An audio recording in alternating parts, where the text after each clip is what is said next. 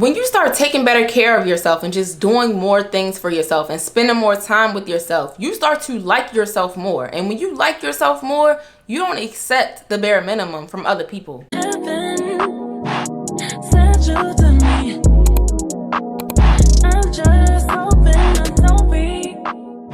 Hey girl, welcome back to my channel. My name is Trinity. If you're new here, today we're going to be talking about how to navigate through your single season. I feel like I've become an expert on this topic because I have taken my single time and really made the best out of it on multiple occasions. And I figured out how to take times that started out as the saddest times of my life and turn them into some of the best times of my life. So if you're interested in hearing all of my tips and tricks on how to get through this single season, just keep on watching. Make sure you like, comment, and subscribe, and let's get right into it. This time can be a really hard time for a lot of people because a lot of people look at being single as a bad thing or a negative thing. A lot of people feel like being single for a certain amount of time means that no one wants them or that something's wrong with them. But I'm here to tell you today that that is not the case, and that you have to learn how to make the most out of this time, because these can literally be some of the best months, years of your life. There's so much growth that can happen when you're single. There's so much self-discovery that can happen when you're single. You can grow in confidence, you can grow in self-love, because it's literally a time where you are prioritizing yourself.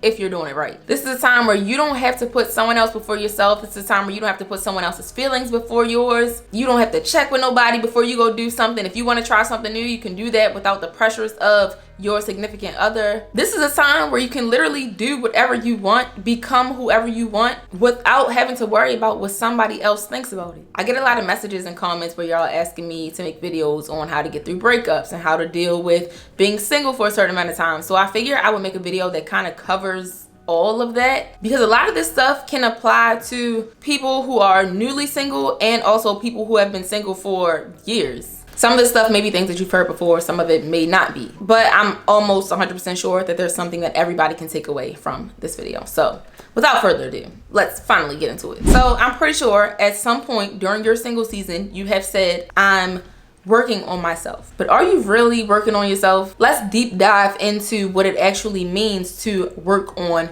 yourself, because I feel like that is what sets the people who actually enjoy their single time apart from the people who do not enjoy their single time. In my opinion, working on yourself literally means becoming a better version of yourself for yourself. You're literally doing it for you. You're becoming a better version of yourself for you. You're figuring out who you are for you. You're going on solo dates for you. Your focus is literally on yourself. A lot of people say that they're working on themselves when they're single, but they're really trying to improve themselves for someone else. I have noticed that a lot of women in particular, especially women who are like newly single, they try to work on themselves, but they're really trying to make their ex regret losing them. They're really trying to make their ex jealous. They're really trying to become a better version of themselves so that their ex will see them and be like, oh, maybe I do really love this person. Maybe I do want to be with this person. But that cannot be your motive. You have to be doing this for yourself. Because like I always say, you cannot control someone else. No matter what you do during this season, you cannot guarantee that it's going to have a certain effect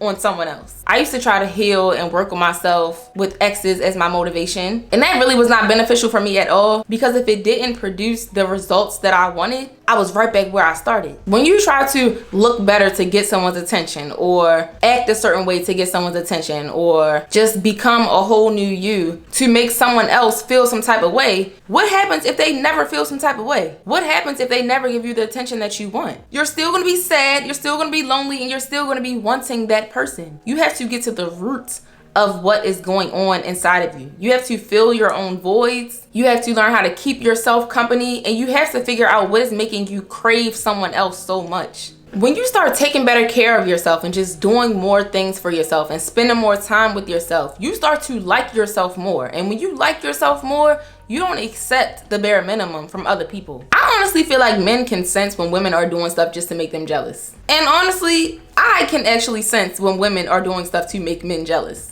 Like, I can see it all on Instagram. When girls go through breakups and then they start posting a whole lot out of nowhere, they start dressing a certain way. Now all of a sudden they getting their hair done, they getting their nails done. You can always tell the difference between girls who are really doing that for themselves so that they can heal and so that they can learn how to love themselves, and the girls who were doing that to get a man's attention or to make him feel some type of way. There was a time during my single season where I really started putting more effort into my appearance and how I looked on a regular basis, even if I was just by myself, because it made me feel good, and I felt like that was a good way for me to boost my self-esteem. I wasn't trying to make nobody feel no type of way. Well, in the more recent years, I wasn't trying to get nobody back. I wasn't trying to make nobody jealous. I wasn't trying to make nobody regret losing me. I wanted to look good for myself, and I know for a fact that I was doing it for myself because I was doing it when nobody could see it. I didn't have to post it. I wasn't only looking good when I was going out in public.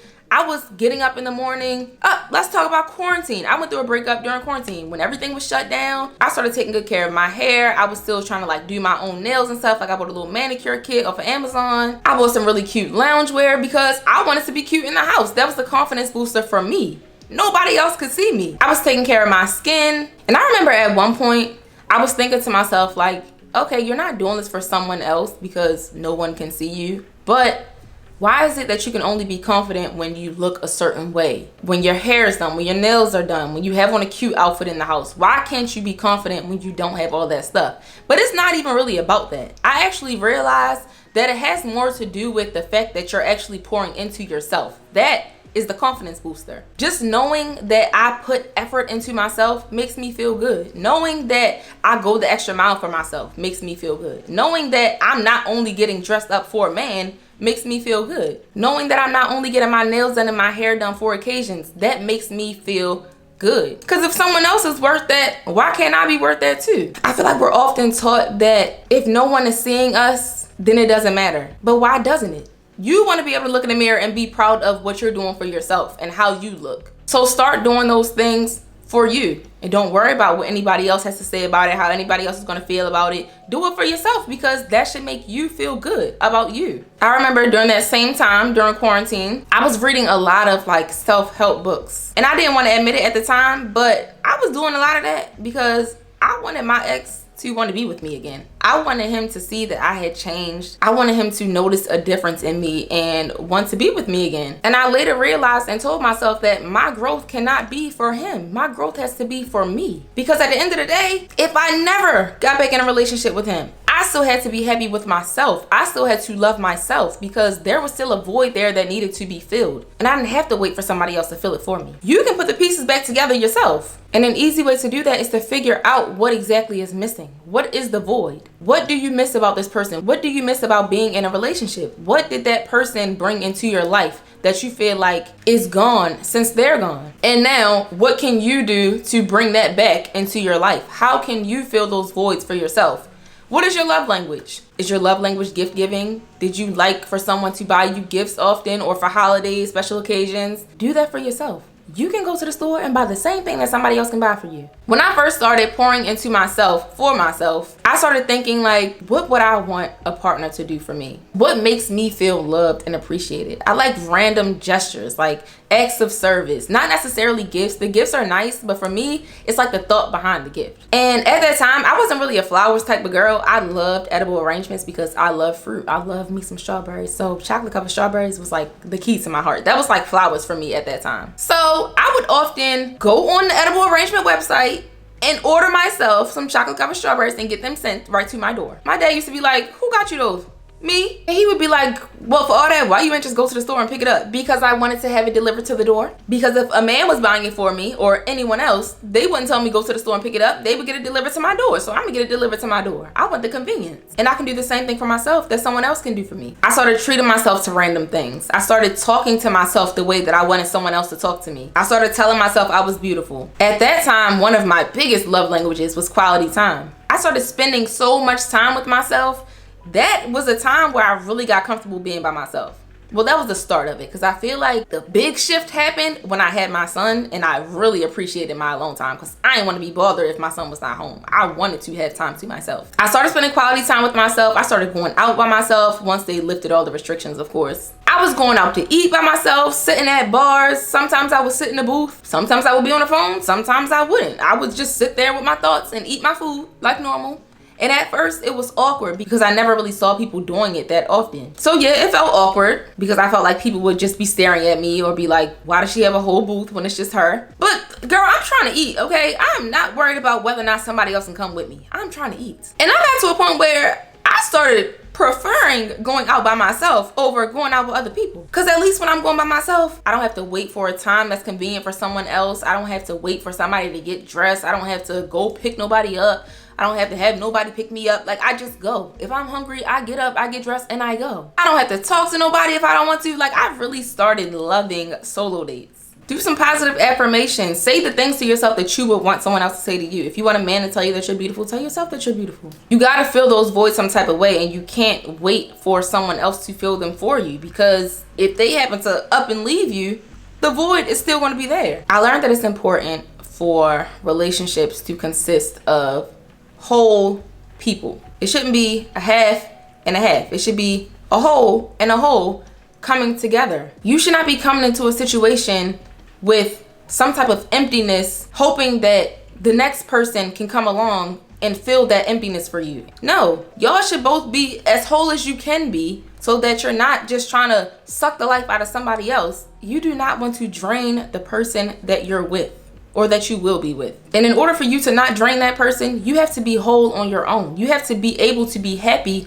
on your own. You don't want your happiness to depend on someone else. But yeah, so rewind back to positive affirmations. One thing that I did during my single season was I created a Pinterest board. I actually created a lot of Pinterest boards during that time, but this one in particular was titled Single Season. And I basically just had a lot of motivational quotes and positive affirmations that were meant to help me on my single journey. As of today, the day that I'm recording this, I do not have that Pinterest board anymore because I deleted that and all the other ones from during that time. But when I finish making this video, I'm gonna recreate that board for y'all. And I'll link it down below. So follow me on Pinterest. I'll link my Pinterest down below, and I'll link that specific board down below so that y'all can have that, and so that it may possibly help you the way that it helped me. But whenever I was feeling really low, whenever I randomly had these periods where I was sad and was missing my ex, or just missing being in a relationship period, or I just wasn't feeling confident, or I wasn't feeling like I was enough, I went to that Pinterest board and I was just reading all of the positivity that I had in there. There was stuff in there that was specifically about relationships, but then there were also quotes that were good for confidence building, just stuff that I feel like I lacked when I was in a relationship. And that helped me tremendously. I feel like a lot of my mental and emotional growth came from reading that stuff over and over and over again. Cause y'all know I always say this, I had to change the way I thought about my situation. There were a lot of mind shifts that occurred during that time, because it's really all about perspective. That's why I said these are things that set apart the women who enjoy their single season and the women who dread their single season. So another thing I did while I was working on myself was I took time off from dating. This is something that can apply to women who are newly single and women who have been single for years, because just because you've been single for years does not mean you took time off to really work on yourself, for yourself, by yourself. You've probably been single for 2-3 years, but you never went through a period where you weren't talking to nobody, you weren't dating nobody. And I know that's probably the case because people thought I was crazy because I felt the need to go through a period where I wasn't talking to anybody. Like, even my mom was like, I mean, you can go on dates every now and then. You can talk to people on the phone. Like, you don't have to completely isolate yourself. Yes, I do. Because that is the only way that I know for sure I will deal with myself, and I will deal with everything that I have been feeling, everything that I was missing in that relationship, and everything that I am still missing now that I'm out of that relationship. I didn't want nobody to be no cover up for the things that I was feeling. And I was just at a point where I felt like a lot of the things that were happening to me were kind of my fault, because I was not learning the lessons that I was supposed to learn from my past experiences. Like, things would happen to me and I would just victimize myself and feel like I didn't really have any work to do because things were done to me. But there were things that I had to work on too. So I took that time and I worked on those things, and I didn't want anyone else to, one, be a distraction, and two, cover up the feelings that I needed to deal with. I intentionally did not date. And then when I came off from that little hiatus from dating, I started dating intentionally. I was only dating people who could really potentially be my boyfriend. I wasn't fully investing myself and my time into people who weren't even really potential candidates. But I had to figure out what a potential candidate was. So I had to make a list of what I wanted and what I didn't want. If you're not new, you already know where we going with this. You gotta know both. You have to know what you're willing to put up with and what you are not willing to put up with. You have to know what you're looking for in a partner, because if someone comes your way and you are unsure of either one of those things, you're probably just going to let them in your space. I always say that if you don't know what you want and what you don't want, you're going to take a little bit of any and everything from everybody. I got tired of taking a little bit of any and everything from everybody. I wanted to have a person, my person, who fulfilled my needs, someone whose needs I could fulfill. Someone who lived up to my standards, not my preferences, but my standards, the things that actually mattered, the things that I knew I should not waver on. Sometimes we just be going with the flow when it comes to dating, just dating whoever. I really ain't had no type. I mean, I feel like as of right now, if we're talking physically, I don't think I have a type, but back then, I ain't have no type in no way. Cause I dealt with the hood ones, I dealt with the ones that weren't hood. Like I was all over the place. Because I wasn't clear on what my standards were. I wasn't clear on what I wanted and what I also didn't want. You also want to make sure you're being mindful of what you're taking in. This was a big thing for me when I was going through my single season. Because, baby, listen, I don't care how strong-minded you think you are not that strong-minded. The things that you listen to, the things that you take in actually do have an effect on how you think. I don't even want to say listen to things that align with your thoughts and how you think. Because right now, you might be in the headspace where you feel like men ain't you know what. You might be in the headspace where you feel like you never want to be in another relationship ever again in your life. You might be in the headspace where you feel like all men are dogs, all men are cheaters. So we not even want to say listen to stuff that aligns with your thought process, your current thought process, and where you are right now. But make sure you're taking in things and listening to things that align with where you want to go and who you want to be. I went through my little period where I was listening to the City Girls real heavy, like real heavy. And I can say today that I'm 100% sure that it influenced how I operated with men, how I treated men, how I allowed men to treat me. And I know some of y'all love the City Girls. I know some of y'all like Sexy Red. I know y'all like stuff like that. And I'm not saying you're wrong, but I'm saying be careful, because that stuff can actually taint your mind and how you think about men and how you think about life, period. If you are not strong-minded. And like I said, you ain't as strong-minded as you think. So really be careful with that. I had to stop watching reality TV shows that supported the narrative that I was thinking at that time. I started watching YouTube videos that helped me to become the person who I actually wanted to be, a healthy version of myself. Mentally, physically, emotionally, spiritually, all that. I even had a Pinterest board of couples that I admired. I don't really look up to couples as like couple goals, but there were certain pictures that I felt like embodied what I wanted in a relationship, if that makes sense. So I had a whole board for that, because I wanted to remind myself that I could have certain things, and that certain things as far as relationships really did exist. I was listening to a lot of podcasts, and I was just, like I said, trying to become a better version of myself and really being cautious of what I was taking in on a daily basis. If you're not new here, then you know I rave about Tony Gaskins, and that time is when I found Tony Gaskins. I was binge watching his videos on a daily basis. Just like some of y'all do my videos, that's what I was doing with his.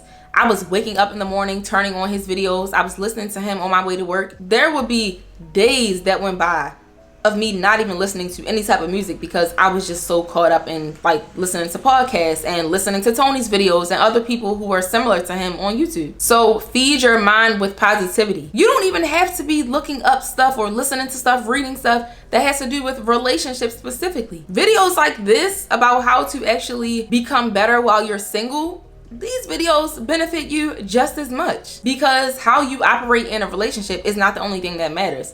Who you are and who you become in your single season probably matters more, because that is what prepares you for the relationship that you want. You also want to journal during this time. Journaling during your single season is probably one of the most beneficial things that you can do. This is a very crucial time for self-discovery, and journaling is like one of the best ways to figure out who you are, what you like, what you don't like, who you want to be, what your triggers are, what your traumas are. You might think you know the answers to all these questions, but until you sit down with a pen and some paper and really answer these questions thoroughly, you don't really know the answers. So even if you got to do it right now, take out a pen and a piece of paper and answer the following questions. Who are you? What do you like? What do you dislike? What do you look for in a partner? How would the people closest to you describe you? What are your strengths? What are your weaknesses? What are your triggers? Where did those triggers come from? What's been holding you back? What is your biggest distraction? Why do you think you recycle the same experiences? You can also reflect on your previous relationship or previous relationships. What could you have done differently? Were there any red flags? Why did you look past these red flags? What void or voids did that person fill for you? How have your standards and preferences changed since those relationships? These are all really, really, really great questions to sit down and think about. It wasn't until I worked through those things on paper and in therapy that I really figured out who I was and what I wanted. You don't really want to just be coasting through life. Like, you want to be doing everything with intention, and you cannot do things with intention if you are not self-aware. You have to know yourself. You have to know why you are the way you are, why you do the things that you do, why you think the way you think, why you have the limiting beliefs that you have. All of these things matter. And I've said this before, but I'm gonna say it again. Do not stalk your ex's socials, please. Stay off that man's Instagram, stay off his Twitter, stay off his Facebook, stay off his mother's Instagram, Twitter, and Facebook. You do not need to concern yourself with what he's doing, who he's dating, who he's hanging around, what he's wearing, how much money he got, what job he's working at. You don't need to concern yourself with none of that. None of that matters. If you were meant to know all that stuff, you will be with that person. Or you wouldn't have to go looking for it. Stop torturing yourself. I needed someone to tell me that. Like, I had friends who would say stuff like, girl, stay off his page. But then I also had friends who would be like, oh, what you want to see? You want me to go on his page and screen record and send it to you? You want me to screenshot it and send it to you? I had friends like that too. But what I didn't have was someone who told me to stop torturing myself. Nobody broke it down to me like that. Everybody gonna say stop being nosy, but not that many people gonna tell you that you're literally prolonging your healing process by constantly concerning yourself with what this person is doing and how they're living. That has nothing to do with you. You're making it harder for yourself to move on. You're making it harder for yourself to grow. You're making it harder for yourself to heal. And also, stop looking at everybody else's relationship on social media and even off social media, just period. Stop looking at everyone else's relationship and letting it make you feel like you're missing something. You're not missing anything. I always say this, and no, this does not mean that there are not real good relationships that exist. But you don't know what other people go through in their relationships. You only know what people show you. So to look at someone's relationship and to say, I want that, you don't want that, because you don't know what comes with that. Like I said, it may be great. Nothing is perfect, so we're not even going to say it may be perfect. It may be great. It may be exactly what you say you want, but you don't know that for sure. You have to just know what you want and what you don't want and just go by that. Stop idolizing everybody else's relationship and letting what they have make you feel like your life is less than, because it's not. What you're meant to have will come when you're meant to have it. That's what you have to understand. If you're not in a relationship right now, either you're not ready or the person that you're supposed to be with is not ready. God is not going to put you in a situation prematurely. Now, that doesn't mean that your next relationship is going to be your last relationship because, oh, it just has to work because God brought us together at the right time. No, you never know. The next relationship you get in, you might just be meant to learn something from that one, just like you had to learn something from the last one and go through a whole nother breakup. I don't know. I don't wish that on you, but that's the reality of it. Not everyone is meant to be our fairy tale ending. Every relationship is not supposed to be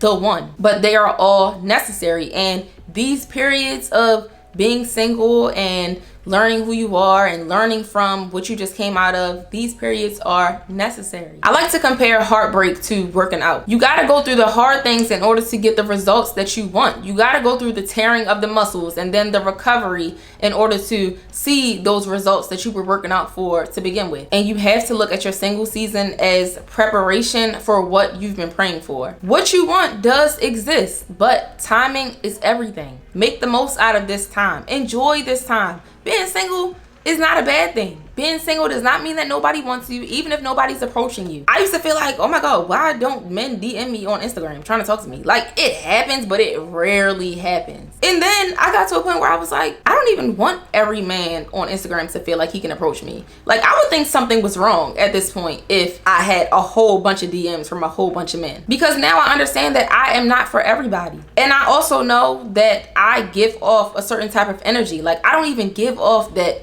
I'm gonna talk to just anybody. I want men to second guess approaching me. I want them to think, oh, is she really gonna deal with me? Is she really gonna like be down for what I'm trying to offer? Cause you don't want to be a pick me. You don't want to just be approached by anybody, because you shouldn't desire just anybody. And when someone does approach you, don't be desperate and don't get too excited when you start dating them. When it comes to sex, time, exclusivity, conversation, sacrifice, you gotta make men work for that.